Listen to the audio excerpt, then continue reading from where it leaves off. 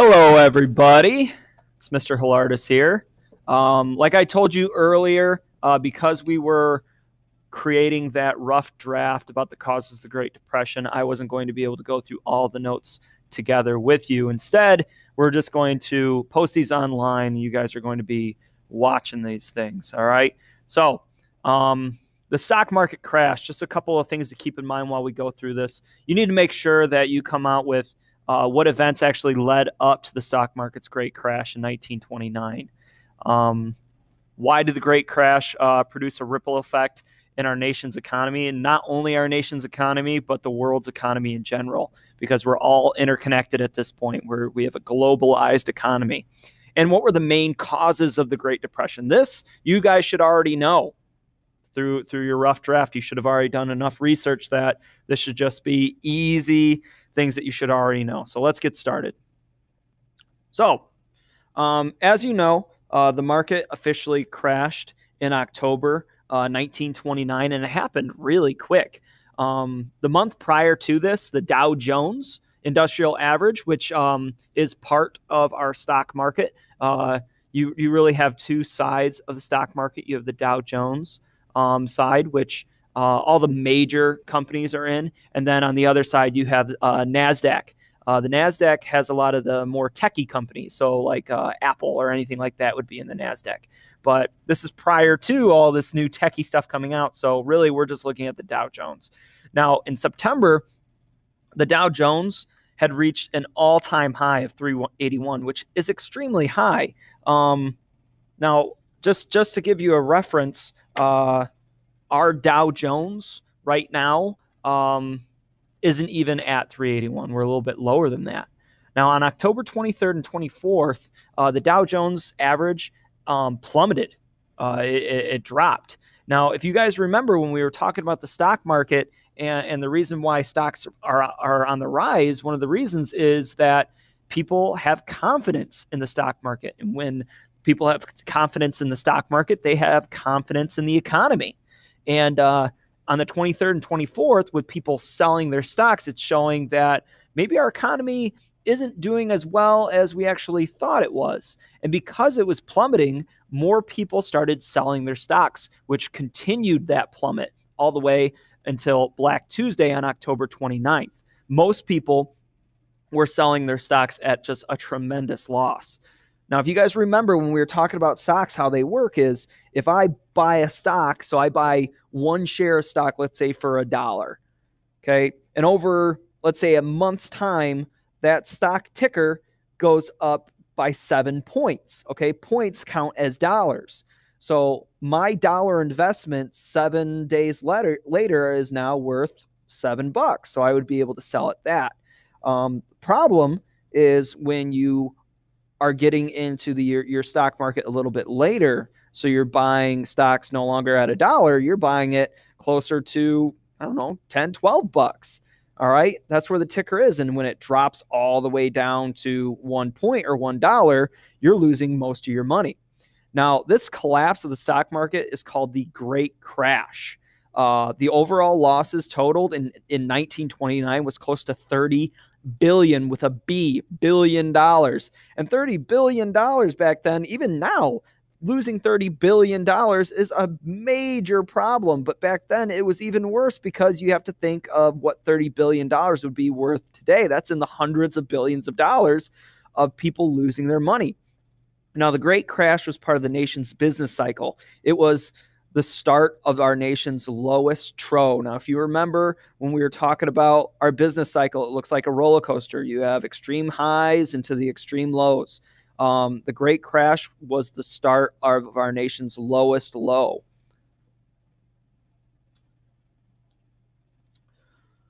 Now, the effects of the Great Crash in 1929, all right, you can see through here. All right, so we start off with our Great Crash.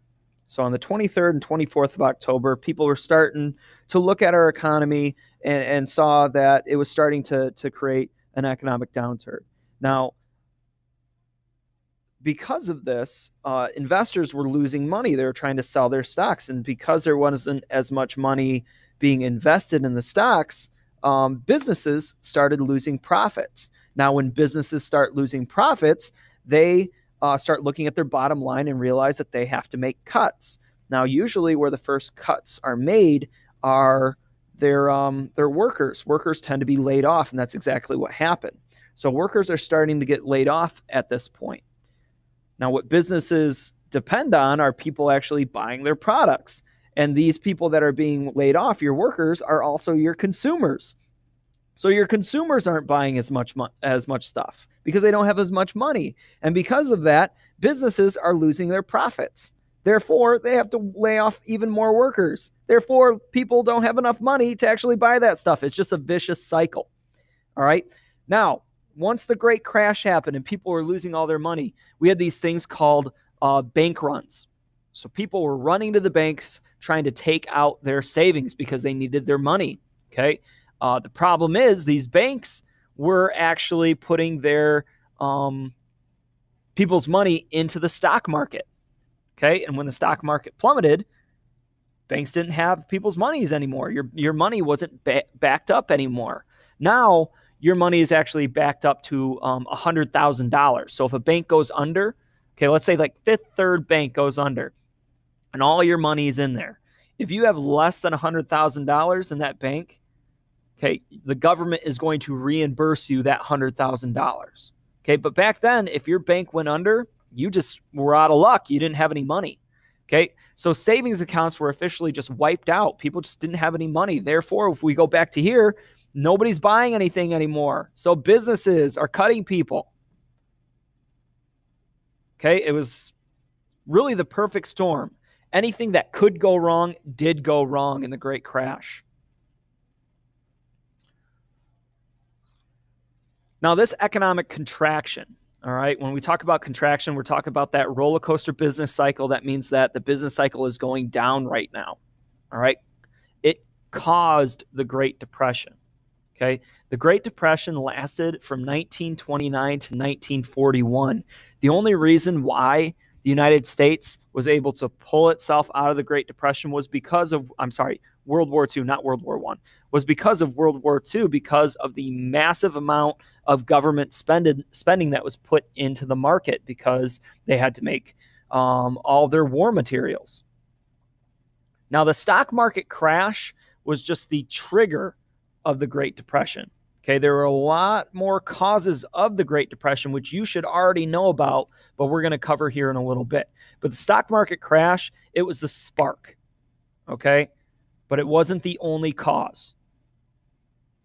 Okay, it was kind of like when we were talking about World War I and the cause of World War I. The spark was the murder or the assassination of the Archduke of Austria-Hungary, but it wasn't the only reason why this happened. All right, these are your underlying causes. So we had an unstable economy, okay? One of your main reasons right here, the nation's wealth was just unevenly distributed, meaning your top 1% held most of the money, okay? You also have to remember the top 1% of your population is relatively small, so they're not going to be able to go out and just keep consuming all of these goods. Because if you remember, if I already have a washing machine, I don't need to go out and buy multiple washing machines. Okay, so when you have the majority of the United States without that much money, okay, the goods that are produced aren't going to get consumed. And when that happens, businesses are going to lay off workers, and workers are then not going to be able to consume any more goods. Okay, again, it's just a vicious cycle. You also had over speculation. So buyers were going out and borrowing money in order to buy stocks in the stock market, which is a terrible idea. Okay, it's basically buying stocks on credit. And when the stock market plummeted and you wind up losing all of this money, you're not going to actually be able to pay back any of the money that you borrowed from banks in order to invest it in the stock market. Therefore, you had bank runs and people losing all of their savings because banks were investing their money in people that were then investing that money in stocks. And then we had government policies. In the 1920s, the Federal Reserve System, which is still around, cut interest rates to assist economic growth. And by cutting interest rates, that means that people aren't going to have to pay as much back to the government when they're actually or to banks when they're taking out these loans. So more and more people are taking out loans because they have lower interest rates. And in 1929, when you had that great crash, because so many people were in debt and there wasn't as much money out there, people aren't able to pay back those debts. Now, in 1929, the government also limited the supply of money that was actually out in circulation. The government's allowed to do this because the government's allowed to coin money. By cutting back on the amount of money that's actually in circulation, it makes the dollar more valuable, which is great for the people that actually have dollars. It's not so great for the people that don't have any money, though, because when there's not enough money in circulation, there aren't going to be enough consumers out there to actually get these goods. Okay, so as a result, there was too little money in circulation to actually help the economy after the Great Crash. Just people didn't have any money to consume things, so businesses were laying people off. Okay, our economy came to a halt. All right, we're done with this one. Now, if you want to, let's try answering these questions. All right, blank was part of the nation's business cycle. Okay, take a guess. Was it the Great Crash, over speculation, Black Tuesday, or an uneven distribution of wealth? And then you have, how did the Federal Reserve try to assist economic growth? A, raise interest rates, B, limiting the money supply, C, lowering interest rates, or D, helping investors accumulate more collateral. Now, if you guessed A for question number one, the Great Crash was part of the nation's business cycle, you're right, okay? It was the start of the nation's lowest low in our business cycle. And then the Federal Reserve lowered interest rates by quite a bit, this allowing for more people to take out loans and invest in whatever types of things that they wanted to invest in. A lot of people invested in stocks. Okay, social effects of the Great Depression. So after 1929, you got to remember, not everybody went broke. There was, that top 1% was still doing okay. They weren't doing as great as they were, but they were still doing okay. The majority of society, however, suffered major hardships during the Great Depression. Tons of unemployed workers were unable to pay their rent and became homeless. Now, when these people became homeless, quite a few of them wound up moving into public spaces, so like parks or near railroads, and created shanty towns. Now, these shanty towns were buildings built out of whatever materials they could find. So a lot of tar paper, scrap materials, anything that they could put together to create some type of shed for them and their families to live in. They wound up starting to call these things Hoovervilles, which is an important term for you to know. They called these Hoovervilles because they blamed Herbert Hoover, the president at the time, for this great crash and for the government not helping out the normal folks out there in the United States that were suffering. Now, if you remember, in the 1920s, the Republican decade, they believed that business and supply and demand will fix everything. All right. Eventually, this low will end, and the supplies prices will come down low enough that the poor group will then be able to buy it, and then that'll get our economy going again. But that just didn't happen. All right. Farm families. If you remember, in the 1920s, they weren't doing great as it was. But things got even worse because people didn't have money to buy these crops anymore. Also, we had this thing called the Dust Bowl, which I'm going to talk a lot more about here a little bit. But it happened in the Great Plains region, or a lot of people call it the breadbasket of the United States. And I have a picture. I'll show it to you here in a little bit. But farming over the years, the way that you farm is you have to turn up the soil. You have to plow the soil. And the prairie grasses protected that soil from actually blowing away. If you've ever been out in the middle of the country, so like in the Kansas area, there aren't any trees really. And because of that, you have these high winds that just blow through the Great Plains. And the prairie grass actually kept all the, topsoil, or the soil that you actually need to grow stuff, on the ground. But after a while, from overproducing, that topsoil just kind of wore out. And when that happened, it turned to basically sand and blew away. Now, the combination of terrible weather and low prices caused about 60% of the Dust Bowl families to wind up losing their farms. Many of them wound up moving out west to California to work on farms out there, many grape farms. That's where the book, The Grapes of Wrath, which you should read in the next couple of years in school, it's based on. All right. Californians didn't like these new people coming in, taking their jobs. They wound up starting to call them Okies because a lot of these individuals came from Oklahoma. They called them Okies as a derogatory term to almost like put them down. Okay, here are just some pictures of the slums of the Hoovervilles. And you can see in the back here, you have a train. So a lot of them are right next to train tracks. It wasn't a good place to live. You didn't want to be here. All right. Now, impact on health. Because people were starving and thousands went hungry, people, if you have a poor diet, you're going to get sick or you're going to get random diseases. So this one disease that came about during the Great Depression because of poor diet is actually called rickets. Rickets is a bone disease, basically making your bones grow in strange positions and basically making your bones brittle because you don't have enough calorie intake into your diet. You also had a lot of stress on families breaking up. So because living conditions declined, you had more families crowding into small homes and apartments, and when you have a lot of people in one space, diseases are going to spread.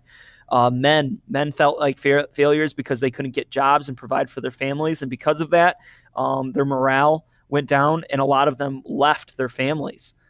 They became the term back then were hobos. So basically, they rode the railroads looking for work. And working women were accused of taking jobs away from men. It was just a bad time. Okay. Also, discriminations increased. People were stressed out, looking for jobs, and they were looking for anybody to blame. They blamed minorities for working for less. White Americans blamed minority groups for working for less money.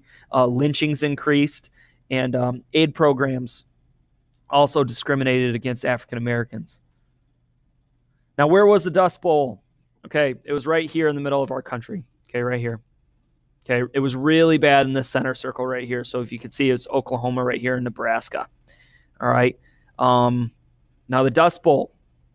This right here, it looks like a large storm. This is actually a dust cloud. So these high winds actually blew through the plains of Oklahoma, taking all this topsoil, this rich topsoil that you need to grow anything, to as far as New York City. Okay. Now, what caused the Dust Bowl? You had a severe drought. There just wasn't any rain, and irrigation systems weren't as technologically savvy as we have now. Overgrazing by cattle, but this is a big one. You had overplowing by farmers, and they're simply just planting too much of the same crop year in and year out. Now, if I brought that up on the west side of the state, a lot of my old students would know that you can't plant the same crop in the same land year after year because the topsoil is going to get worn out, because crops tend to take out the same types of nutrients every single time. But if I switch my crops around, so like on one side of the road, I'm going to grow corn one year, and on the other side of the road, I'm going to grow soybeans, and then the next year you flip them around, soybeans don't take out the same type of nutrients as corn does. So by flipping that around, it gives the ground enough time to rejuvenate and rest. That keeps your soil much more healthy for much longer. Okay. And because of all of this, it caused the Dust Bowl, and people losing their farms. There's not enough food in circulation. And because there's not enough food in circulation, that means that the prices of food is going to rise. It's going to go up. Some more pictures. Okay. Now, this is all topsoil. This is sand. I know it looks like snow in this picture because it's black and white, but this is all the topsoil and the sand. Okay, this is after a severe dust storm. Okay, you can see here, this is a dust storm. It's coming in on you. They come in on fast in Texas. Okay, these people are running away from the dust storm. They have to get in here into their shanties. A lot of them were built slightly underground to try to protect themselves from wind. They started boarding up windows. A lot of wax paper. They used to put wax paper on over their windows to try to prevent dust from coming in. But as you can see, I mean, these buildings aren't exactly airtight. You can see on the door, there's just wide open cracks. So a lot of people used to take like damp handkerchiefs and put them over their mouths to help them breathe so they weren't breathing in sand. Now, who was hit the hardest? Migrant workers. Okay, so poor farmers from Oklahoma trying to get away from the dust storm. Okay, they moved to the West Coast looking for jobs. Like I said, they started being called Okies. Now, locals feared that migrants would wind up taking their local jobs. Okay. Now, these migrant workers, they worked for barely nothing. If there was any work out there for them, they lived in really poor conditions. They tend to live in tents. There's no water. There's no electricity. There's no bathrooms. It wasn't a good spot for you to be. All right. Oops. All right. Just some overall conclusions about the Dust Bowl. Farmers were already struggling leading up to the economic depression. This just made it worse. The lack of rain, the overuse of land made farmers' problems worse. Many of them left the area looking for jobs out west. Now, this is also a time of people helping each other out, especially in the Dust Bowl region. People pulled together. Okay, neighbors in difficult circumstances, if they could, they helped out people that were worse off than themselves because the government wasn't helping anybody quite yet. All right, so especially out in farm regions when people lost their farms to banks, this even happens now when your house can be foreclosed on. The bank will wind up auctioning your land off, and instead of other farmers coming in and taking advantage of the less fortunate, they used to have these things called penny auctions. So all the neighborhood farmers would come together and basically try to get this land, but they would do it for pennies. And eventually banks would make nothing off this because people blamed banks for the Great Depression back then. So people would be able to buy back their land for pennies, literally pennies. Okay, now some Americans called for radical political and economic change. They no longer thought that the government should be completely hands off. They thought that the government needed to be more involved. Now, this leads up to the election of 1932 with FDR. But just a couple things that you should know. So our 18th Amendment was repealed. 18th Amendment was prohibition. It was repealed in 1933 with a 21st Amendment. Okay. If you remember the 18th Amendment and prohibition, it was pretty much impossible to get people to stop drinking, and it didn't make any sense to constantly keep policing something that you can't stop. Okay, the Empire State Building was created during this time period. Okay, cost of construction was about $40 million. And for the longest time, it was the largest building in the world. Okay, tallest building in the world at 102 stories. And then finally, things that at the end of the that faded away at the end of the 1920s. Al Capone was sent to prison. Calvin Coolidge died, so we were basically done with the Republican decade. And Babe Ruth retired. Okay, baseball player Babe Ruth. Okay. So, what was a penny auction? A, an event at which stocks once highly valued were auctioned off for a penny. B, an event in which laborers eager to work for for work auctioned off their labor for pennies. C, an event in which neighbors, in an effort to help each other out, auctioned their spare rooms for pennies. Or D, an event at which neighboring farmers bid pennies on land and machines, which the buyers then returned to the original owners. And then which of the following did not symbolize an end of the prosperity in the 1920s? Got Al Capone was jailed, Babe Ruth retired, riots and political upheaval, or Calvin Coolidge dying. So if you picked D for what was a penny auction, you got that right. And then for the second one, if you picked C, riots and political upheaval, you got that one right as well. Finally, the election of 1932. Now, I feel bad for Herbert Hoover because it wasn't totally his fault that the Great Depression happened. He certainly didn't do enough to help fix it. He did a couple of things that made it worse, but he kind of went into a situation where it was a no-win situation for him. Now, to protect domestic industries, Congress passed the Hawley-Smoot tariff, which is the highest import tax in history. It's a terrible, terrible idea. So what a tariff is, if you don't know, it's a tax on imported goods, which seems like a good idea because by taxing imported goods, you're basically forcing people to go out and buy the cheaper product, which is an American good, which would be good for American businesses. The problem with that is that European countries then put a super high tax on our goods going into their country. So people aren't buying goods from our American countries. So what it did was it just slowed down international trade. It's a bad idea. Okay, Hoover also set up the RFC, or the Reconstruction Finance Corporation, which gave money to banks, industries, railroads, and insurance companies. This is kind of like one of our first ever bailouts, the government bailouts. They hope by putting money at the top of the economy, so in the hands of the people that actually own the banks, industries, and railroads, that they would then take that money and invest it in their business, and it would trickle down to the regular person. That didn't happen. Okay. Just like trickle down economics, it didn't really work, in most instances. A lot of the times, the people at the top wind up keeping more money than they actually put into their businesses. Now, Hoover still didn't believe that the federal government should be basically helping out the general population. He believed that it would destroy people's self-respect and just wind up creating almost like a socialized government, which in the United States, many Americans don't want.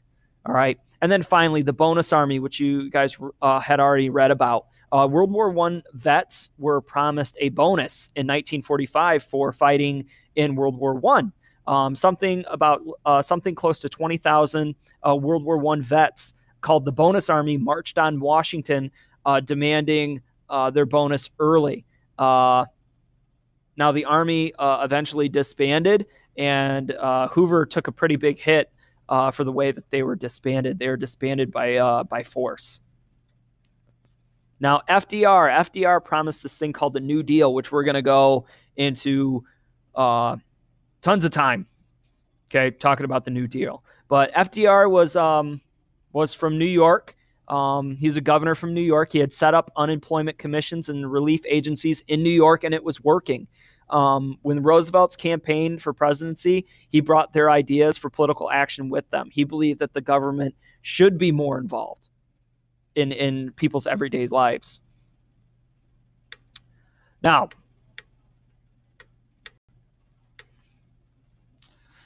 FDR, what he believed in, like I said, we needed to get more involved in people's lives. Now, much of his support came from the everyday workers, so urban workers, coal miners, immigrants that needed federal relief. People were desperate. They were looking for anybody to help fix this. And Roosevelt wound up winning by 57% of the popular vote and 89% of the Electoral College vote. It was just FDR just beat up Herbert Hoover. It wasn't even close. Okay. Now, Herbert Hoover, he believed in that the federal government shouldn't try to fix the normal people's problems. Okay. He believed that trickle-down economics would eventually work. He argued that voluntary aid to help the poor, so like churches and food banks and things like that, that's what should be helping the poor, not the government. All right. And that is where we'll end. Okay. We will talk more about the New Deal when we get back from break. You guys have a good break.